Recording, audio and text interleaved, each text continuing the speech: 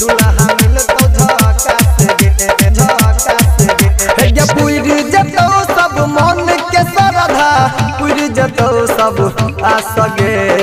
दुल्हा मिलतो झकास गे हे पुरी जतो सब मन के सरधा पुरी जतो सब आस गे भोला बाबा के जल चढ़ाले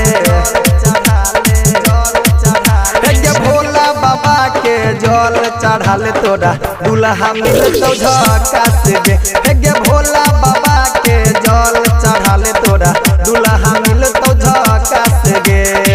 दुल्हा मिलतो झकास गे सूर्या रिकॉर्डिंग स्टूडियो भोला बाबा के जल चढ़ाले तोरा तोरा तोरा तोरा तोरा सिंगिंग बाय मुकेश दुल्हा मिलतो झकास गे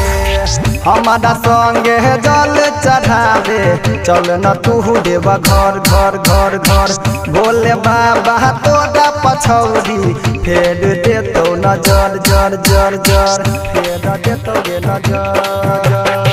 हमारा संगे चले गे छौरी जल चढ़ावे देवा घर बोले बाबा तोरा पर सुन न फेर देतो गे नजर गे बाबा के दर से खाली न कियो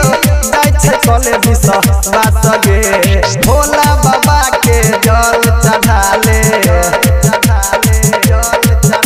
गे भोला बाबा के जल चढ़ाले तोरा दुल्हा मिलतो झकास गे गे भोला बाबा के जल चढ़ाले तोरा दुल्हा मिलतो झकास गे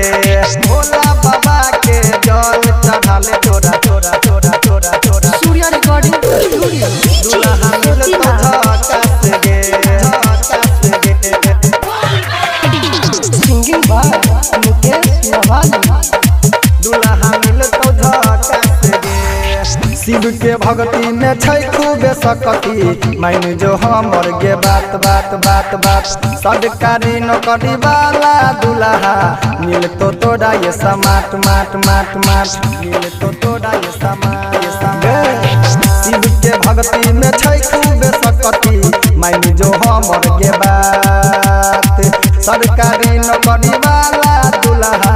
मिलतो तोरा ये समाट संतोष राज मुकेश मवाली रख तो दिल के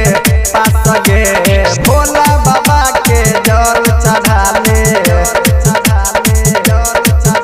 गे भोला बाबा के जल चढ़ाले तोरा दुल्हा मिलतो झकास गे छौड़ी भोला बाबा के जल चढ़ाले तोरा दुल्हा मिलतो झकास गे